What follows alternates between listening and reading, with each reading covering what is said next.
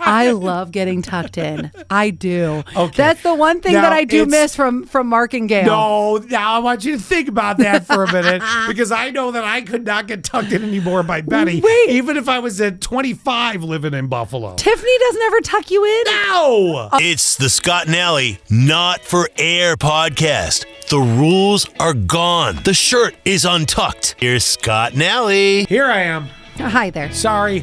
Why does it look like I'm doing the podcast from an Asian restaurant? If you're watching this, it looks like it's the decor from the Big Wong Chinese restaurant. It's because it's the decorations left over from the Children's Miracle Network Radiothon. I didn't notice for 2 days that those hung behind me during the actual fundraising event. And now I'm doing the podcast and I'm like, when did I sit at the booth at the Chinese restaurant? Where's my lo mein? I've noticed them behind you, but I never thought that they looked like the Chinese restaurant decorations until the way they're placed in the camera. Yes. It absolutely looks like it. And I was just telling Scott, so a friend of mine, she's following a really strict diet, and she showed up to a kid's birthday party that I was at. She showed up to the kid's birthday party with a sushi burrito.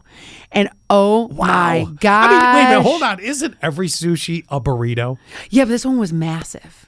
This was huge. It rice? Like, okay, instead of a wrap like, like the corn tortilla, was it a rice wrap? Green paper. Like that thin. Wait, green paper or seaweed? Well, seaweed, but it's like that thin green paper. Wow. And there was so much sushi inside. I was going to say, where'd she get this? That sounds amazing. I told you where she got it. You did? Yeah. Tai Chi. Where's that? That's... I feel like I'm having the exact same conversation that we had. Really wasn't So we had a listening, half hour apparently. ago.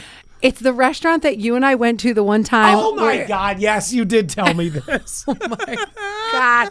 And I wasn't going to say the name of the business because guess they don't pay for advertising. No, but I keep forgetting that that's the name of the place. That's why when you were like, oh, I yeah, know. yeah, all right. But I want to try it now because... me too. Although that might be a lot of tuna.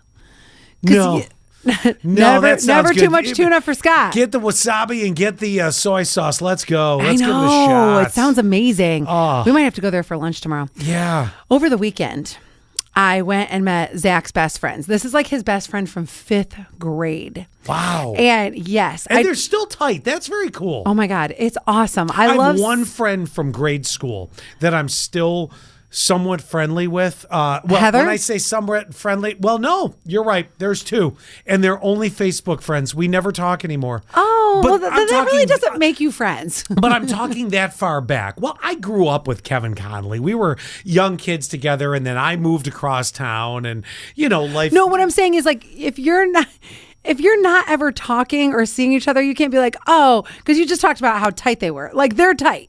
They talk. See, that's very special. I don't have that. They text all the time. The girl I just went to that concert with last week, I've known her since 5th grade. 4th or 5th grade? That's wild. I know. I love it. And we were talking about this. It is a friendship that it is so irreplaceable. So even if I don't see her forever, as soon as we got in the car, we're laughing. Oh, I love those friendships. Yeah, Zach and I were saying how, as much as I have all these amazing friends here, there's something about my childhood friends and I think that just puts you back to your era of innocence. And I just always go back to just such silliness.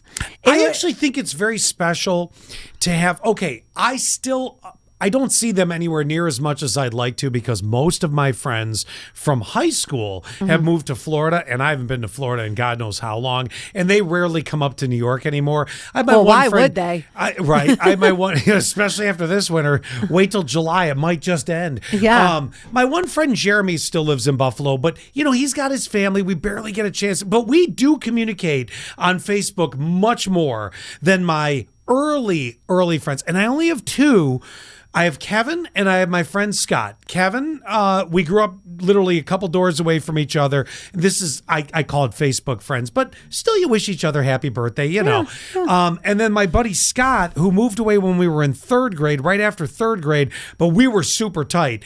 Other than that, I don't have any really early life friends. Do you think if you Wow, I sound like a loser. Well, no, a lot I of don't it- have any early life friends. a lot of people don't. No, I think that's very special because mine were more in high school, and we do somewhat randomly stay in touch. Oh, my buddy Scott, another Scott, is up in Buffalo. I see him on occasion.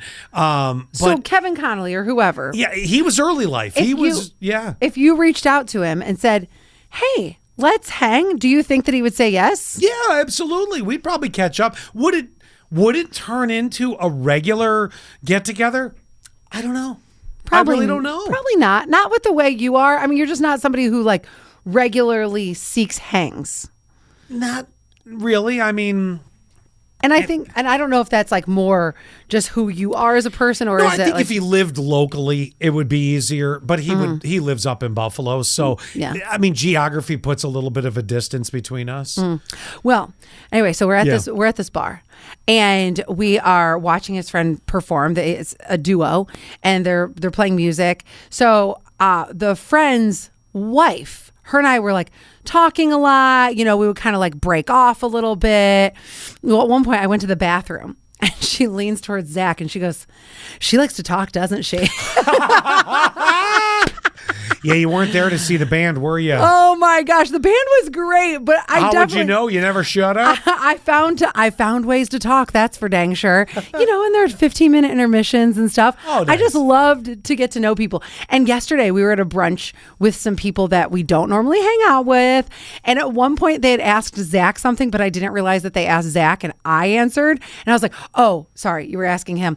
And I asked him, "Do I monopolize the conversation too much?" And he's like, "No, I'm fine with it."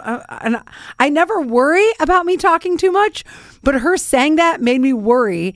And so when I had brunch the next day, then I was worried again. Wait, am I talking too much? Well, let me ask that question now that you're self-conscious about it. I am all of a sudden. Would you like, okay, this person that said that is not somebody that you guys are going to couple hang with on a regular, is it? Well, probably not. They live like, all right. I think it's like an hour and a half away. They live right by Letchworth Park. Okay. So no, an hour and a half is a while. That's a distance to do a regular hang. Geography I would puts say a little bit of a crunch in that. Yeah. Yes, I would say we would probably hang out 3 times a year. We had already made plans to hang out this summer. I think they do it Christmas every year. So yeah, probably like 3 times a year. So the reality is now going in, this is going to be in the back of your head the whole time. Oh my God, yes. It's good that you guys don't plan on hanging out on the regular because although you've had friends that didn't start as good friends or really didn't even start as friends that have become extremely close with you. Oh So yeah, I there- hated Sarah when I first met her. Okay, See? that's a I mean- that's a strong word. Sarah, man, But- look at that. But no, I mean, But now I love her. It could go that way, but it could also always stay kind of cold because now in the back of your mind, She wasn't cold to me at all, though. no, but So she was fr- cold. No, so because friendly. she was polite to you, but she basically expressed to your boyfriend, how do I get her to stop for a little bit? And that being said, now you have to question the fact. It's like this is going to be in this scene. Now maybe Yes. something will happen that'll break through, and you guys will become terribly close. But I feel like this is going to be in the back of your mind at least for the very next time that you talk. And you're going to have to be real alert to this. If she's not real responsive, in other words, if you're overcompensating and using all the words and she's using very few. Because I don't ever want to be the person who doesn't pick up the cue of it's time to go or the conversation is over. So one of the things about my friends No, it's is not that it's time to go. The conversation is over, Q. That might be a struggle for you. well, my friends will go, let's say my friend Jessica needs to pick something up for me. Let's say she's going to drive here to New York and she needs to pick something up at my mom and dad's house. She always says, like, I know that I need to allot at least an hour and a half because Gail, my mom, won't stop talking. And I'm thinking, do I pick up on the social cues? Because I don't think my mom does. Because even Zach said, you said goodbye to your mom on the phone yesterday twice, and she kept going. Oh, yeah. Yeah. So but that's very common. That's so mom-like, right? Yeah. But my mom does it with all my friends too. And I'm just wondering, am I getting into not seeing the social cue territory that my mom is in? No, I think that, okay, let me ask that. I'm here. Let me psychoanalyze this for a minute. Do you now notice, thinking back to the talking too much to this other woman, do you feel, did she keep the conversation going with you, or did you do most of the talking? I did most of the talking, but also I thought it was because she came tipsy. So I thought she's pretty inebriated. Well, this is getting harder to psychoanalyze. So that's why I was like, oh, whatever. And plus, when I'm meeting somebody for the first time, I always like to fill the awkward. I get this. Ask a lot of questions. But no, she is not an overly talky person. Yeah. So there's that. I just think that some people are just not very talky. But do you feel that means you have to be over talky to fill that gap? Yes, always. Why? Do you feel that don't know. quiet would be awkward between two females? Yes. Why? I don't know. And plus, I just like talking. So Right. I didn't think, it's not even that I'm like feeling it because it's awkwardness. I just wanted to get to know her, and I wanted her to get to know me.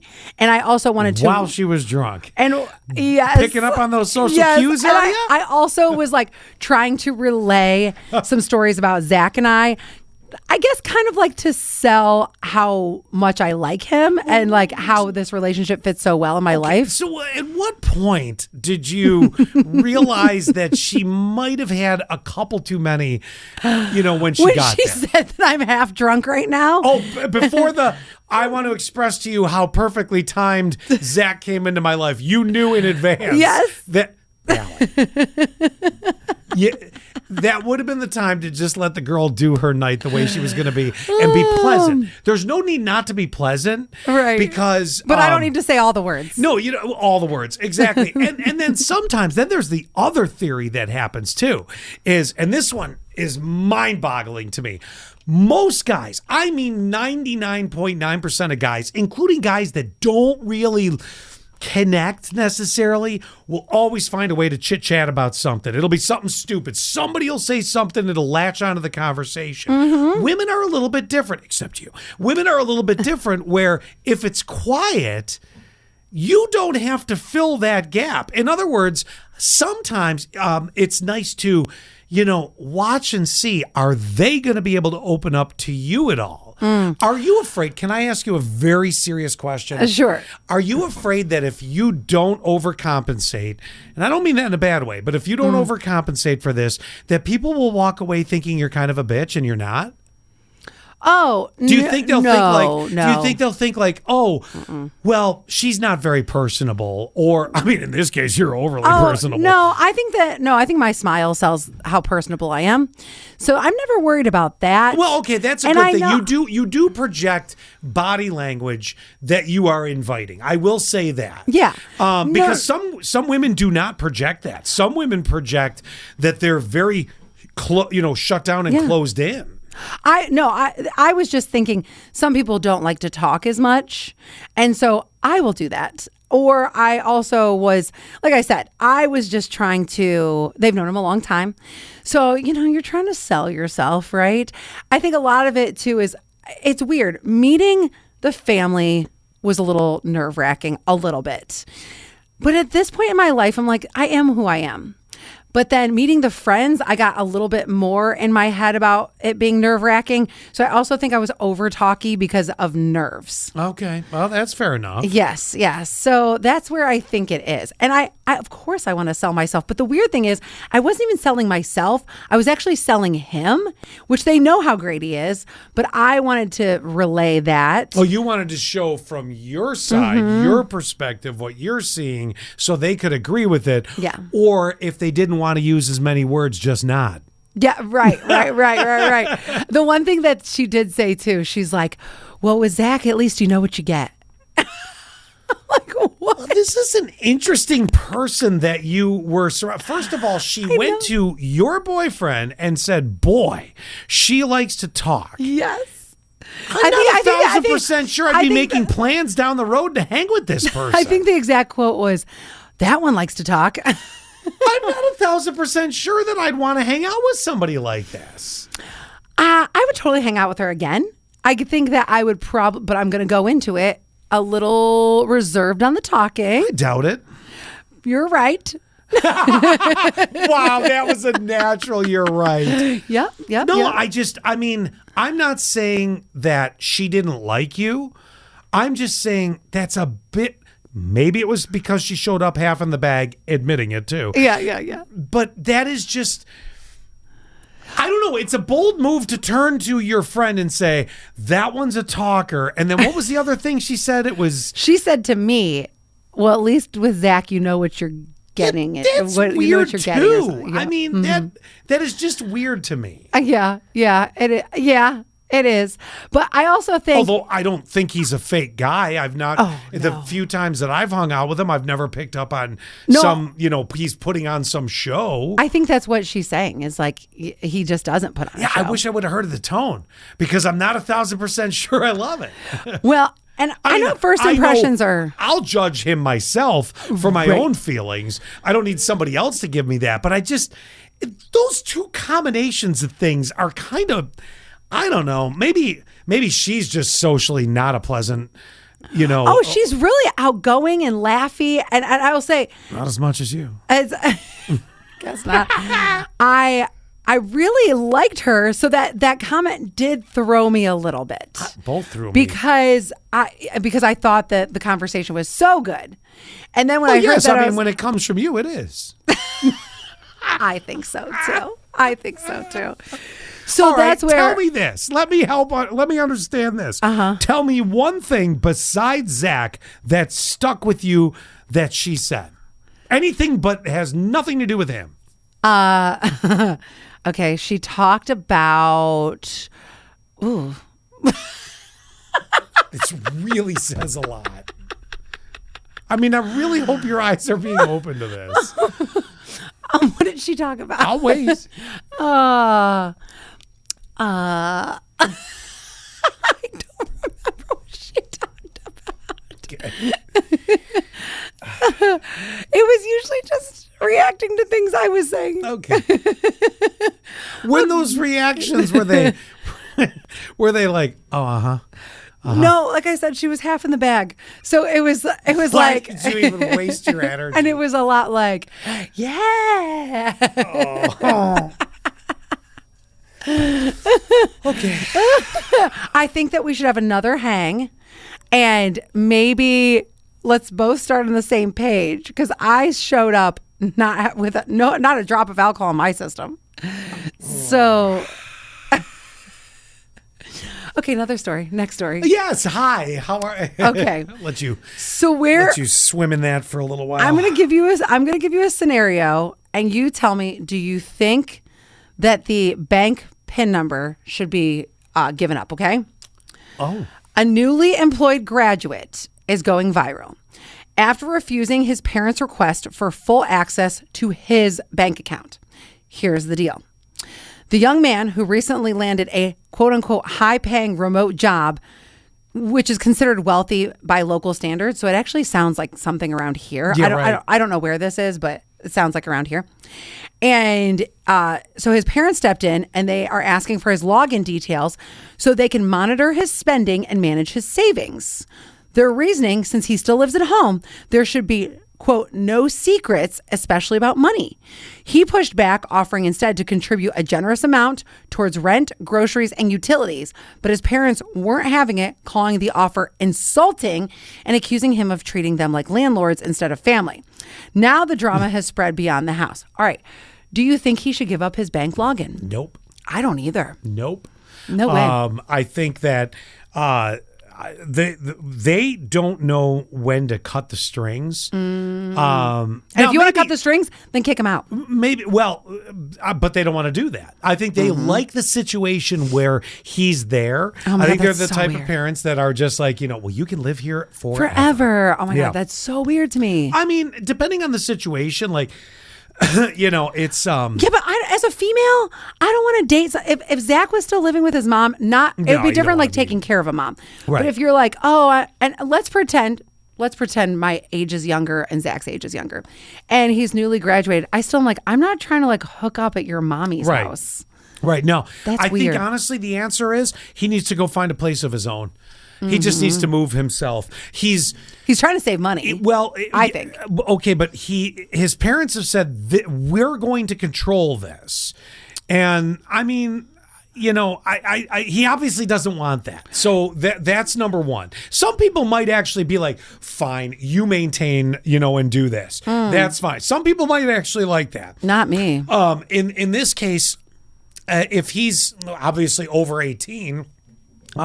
Go find your own place to live. You're making enough money to be able to do it. And here's the reason I say that. He offered to pay them a chunk of money to, say, hey, I'll give you rent. I realize I'm staying here. I'd like to contribute in this way. They didn't want that. They just wanted to blow right into his finances. Now, if he had turned to his parents and said, listen, Mom, Dad, I want a little bit of help kind of organizing how I should prioritize this. Maybe his parents are very good with finances, like very good with it. My brother Gary is Excellent. He is excellent when it had come to financial planning, from the inheritance that he received from my parents to saving money, to planning for retirement, to a future, to where it's going to go. He was excellent at it, and he's a researcher and he's deep into it. So there are people, but to demand it from the parents, that's not the right thing to do. If he would have come to them and said, I want to do this, and they would have said, well, the way we're going to do this, then you have to grant us full access, that would have been a different thing. He could have been like, well, I'm either comfortable or I'm not comfortable with that. Probably would have been if he would have asked. But the way that they said it's either this and they're not accepting anything else, time to go. Time to move out. Also, I wonder if he's exhibited some habits of not spending well, but it's not for you as mommy and daddy to handle that anymore. You're like you said, you got to cut the strings. Now, I will say, I moved back to my parents' house after college. So I did my first year at community college. So I was over the age of 18 and I was still living in my parents' house. And there were certain rules that were in place. Like I had to follow a curfew of all things all of a sudden, which is weird because I never had one really in high school. But once I got to college, I was trying to just like, go balls to the wall and hanging out till like 3:00 in the morning. And my parents said, no, this is our house. We don't want to worry about you dead on the side of the road. I can appreciate that because at that age they wanted you to stay the course so you could go to the next level. I can appreciate that. Right. And they said, this is our house. Our house closes at such and such time. So then I love that line. Our house closes at such and such time. Yes. So then let's fast forward. So I went to college, and then before I moved here, I went back home for a brief stint, like less than a year, I think. And same thing. My parents, that was the one rule that they had, was that they don't want to have to be worrying about me. Sure. But the money thing, that mine was only a temporary solution. You're right, to get me from point A to point B, from community college to a 4-year school. It was to get me from college to now this job that I have now. So knowing the temporary situation that I was in, then okay, fine. I mean, did I buck their rules? Yes. I hated it at the time, but now I understand it, which is so weird. Right. But that's the way that works. Oh, I know. I fought that tooth and nail. I'm like, I'm an adult, and my parents were like, well, then go live wherever you want as an adult, but not here if you can't listen to our rules. And I wonder if this family would try to implement that. Like, oh, well, this is our house, our rules. I think the solution to it really comes down to this: is the parents want full access in. And maybe they do know he's bad with money. Let's follow that theory that they know he's bad with money, okay? Let's do it. Then if and he has said no, but he's offered to pay a portion, and the parents have said no, then here's the reality: is the parents need to look at him. And first of all, he needs to go, okay, I have to get out. It's time for me to stand on my own. Even if I get an apartment a mile down the road and I live out of the apartment, I can come back and forth to my mom and dad's house whenever I want. And I'm not saying he's a mama's boy. I'm just saying he can do that. Then the parents need to say, okay, if indeed he is bad with the money and stuff like this, the parents need to say, since you're not willing to grant us access into this, if you get into a situation where you don't handle your money well, and you cannot afford your rent because you, I don't know, blew it on whatever, yes. On Roblox? Yeah, exactly. Don't come to us. So yeah. You do have to put that out there. That's where, the boundaries, everybody needs boundaries in the story you're telling us here. He's trying to set boundaries. His parents aren't having the boundaries. So he needs to leave. That's a new boundary. He's like, my boundary is this. You're not getting into my personal life. But then their next boundary needs to be, then don't come to us. If you are in a situation where you blew all your money at the casino in downtown, whatever, like if it's in Cleveland, they have a casino downtown, or even Buffalo. You went to the casino, you blew your $5,000 paycheck. Do not come to us if rent is due or your car payment's due. There's boundaries all the way around here. And you know what? Now that I'm talking through this family at all doesn't know how to set boundaries. No. You're right when we started by saying, oh, well, I don't even think the parents want him to move out. No, I don't think they do. And that's huge. The other thing that I was thinking is, and maybe you don't agree with this, or maybe somebody listening doesn't agree, I think the best way to learn how to be an adult is to move out and have some money struggles. Not that you need to have a ton, but I know a few cases it would be nice if those money struggles would let up as you get older. Well, but make your mistakes now before they get too big, because I know I made some financial mistakes at a young age, but I also know a handful of friends who have, a lot of the times it's their significant other, never lived life where they had to pay rent on their own. Right. So then they got into a relationship and their partner is so bad with money because they never had to pay their own rent. They were always like, living off mommy and daddy and things like that. And that makes them a really bad spouse. I think that he does need to go so he can learn his money mistakes. Yeah, absolutely. And also, and so, yes, let's. But again, it's the whole family needs to learn how to set boundaries, because they're making demands. That's not setting boundaries. Right. That's, this is our demand, and then he's coming back countering, and it's just nobody's getting it figured out. No, and how do you learn to be an adult if you're always that exposed to your parents? Like I'm pretty open with my parents about a lot of things, but it's your place to go to your dad. Okay. Right. You've gone to your dad. I'll give you a great example. This will hit it home for you.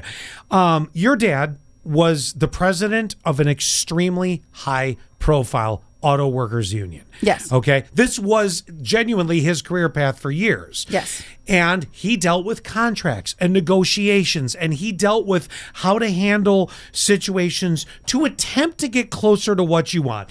I've come to the conclusion you never get exactly what you want ever in life, but you get closer to where you want to be. Yeah. You went to him at one point when you wanted to hone some of those negotiating skills, because we're not born with them. Yeah. You some people are born with a level of it. Like the spirit of it. The spirit of it. Yeah. But you went to him to get his advice. Yes. If you went to him and said, okay, Dad, I just won $50,000 in a scratch-off ticket, and obviously you and Mom have set yourself up right for a nice retirement. Do you have some ideas, some suggestions? That's you going to him and saying, give me a hand. I'm impressed with the way you've dealt with things. Or you could at least guide me to the right person that could help me, whatever the case may be. See, that's the difference there. Yeah. You would be going in saying, I'd like some help. Now, it is the parents' right to lay down certain rules, but at the same time, if they're not going to be able to come to some negotiation somewhere, something. Which they already tried. Go. They already tried because at least the son did. You got to go. Saying, oh, well, I'll pay rent, groceries, utilities. They didn't like that. So, yep. At this point, I think for the betterment of everyone, especially for you to just become an adult and be separated from them, then yes, get out of that house. Yeah, you got to go. Sorry. I think I will always say that. And I don't know if it's because I left very early in my life, but I mean, not only once, but twice, because I was there for the beginning of college, but also went back for a very short stint. But I mean, to think about, and you too. I was out at 23. Me too. So, although I will tell you, man, there are times now I wish I could just be like, I'm driving to Buffalo to get my mother to bring her back, and she's going to stay with me for the next 6 months.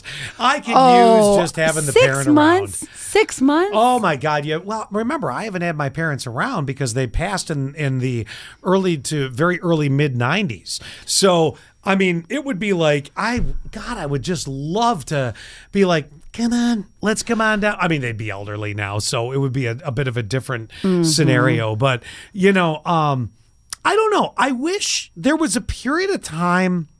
It's so mixed. I left for the wrong reasons, and the right reasons came out of it. I left when I left to follow the capital P, and if we know what that is, and you know what that is, right? Oh my God, yes. Okay. You and my boyfriend both do this. Have to explain every joke, everything. Well, I just want to make sure, so I made that. Now, out of that came the launch that I needed for my career, because it was never going to launch the way that I needed it to, staying at home. It was just, that was that.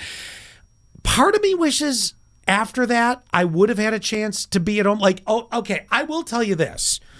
So my career path took me from Buffalo, my hometown, to West Palm Beach for a year, and then to Cleveland for about 6 years, somewhere in there. You obviously, If my career path would have taken me either before I got married, to my ex-wife in Cleveland, if I would have been, okay, your career is taking you from West Palm Beach back to Buffalo, and then the Cleveland thing would have happened after that, I'd have lived at home for a while. I don't think I would have lived away. Oh, I would have absolutely have gone home for a while. But then part of me's glad I didn't, because I went from West Palm Beach to Cleveland, close enough to Buffalo. I could get in the car and drive up. Is it because that Betty would have made you tuna noodle casserole on the regular? I wouldn't have had to do. My mother would have. It would have been. I wouldn't. And this would have been dangerous. You like to be taken care of. This would have been dangerous. See, so now I'm self-aware enough to know this would have been dangerous, because let's say hypothetically that my father, because my father passed away when I was on the air in Florida. So let's say things would have progressed the same way, and instead of getting a job offer to go to Cleveland, it would have been a job offer to go back to Buffalo, and then let's say Cleveland would have happened after, or whatever the case may be. If I would have gone to Buffalo and I would have moved back home, because I would have felt both obligated, because my mom, would have had the immediate loss, her husband was gone, but I would have filled a certain void in her life by being back home, you're right. Everything would have been done. And I'm not saying I would have become a mama's boy, but I would have become. Oh, no, it sounds like it. No, but it gets real easy to lean into. Oh, you want to buy the groceries? You want to do the laundry? When you go home, your mom's doing a Costco run for you. That's why I'm so glad that it's such a rare occurrence. Right, because you'd fall into it. Yes, but then you feel like you have to follow these rules as well. Rules that I'm too independent for. I just couldn't live under my parents' roof because I don't want to follow those rules. Or at least I didn't want to do it at the time. Now, I do want to be in bed by 8 o'clock. Yeah, I know, right? Put me to bed. Exactly. Wait, you're making a tuna noodle casserole? All right, feed me, then put me to bed. Yeah, exactly. God, that's funny. By the way, Zach tucked me in the other night. Man, I love a good tuck in. Zach tucked you in. This stays to the very end of the podcast? Were you wrapped in like a little burrito? It was after our first day of the CMN Radiothon, and I was so tired. So first I fell asleep on the couch. We were watching TV, and then he was like, all right, you got to go to bed.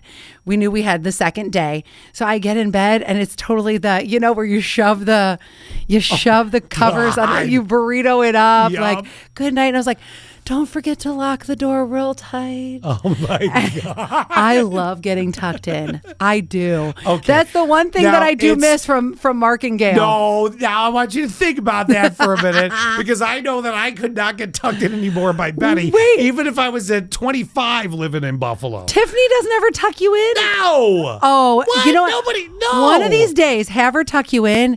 It's going to feel so Have her glorious. tuck you in. Do it. No, Do it no. tonight. No. Be like, Tiffany, will you Weird. tuck me in, please? Weird. No, it's so great. For somebody to like get those blankets under you real good like that. I got a great idea. What? Now I just figured it out. Do you remember at the start of the podcast you were telling us about the girl that thought you talked too much? Yeah. Conversation starter, getting tucked in. Oh, it's a great one. Okay, but please have her tuck you in tonight. No. Yes, No. you will. You wait till you will experience it and go, wow, this feels so good. It's weird. It's not. It's weird. It's When- so okay. comforting. All right, we're bringing this back. I We're don't bringing want this to to the go show. to the We're rest bringing home the- feeling where I'm like at a nursing home and the nurse came in to tuck me in. We're bringing this on the show. That's fine. This Bring is it a on the show. This As a is guy, I don't want to be cross-reference. tucked in. Don't knock it till you try it. I don't know. All right, bye, guys. Goodbye. Well, that was fun. Wasn't that fun? That was fun. Do us a favor, will you? Subscribe. Share the Scott and Alley Not for Air podcast. Touch our buttons. We know you want to.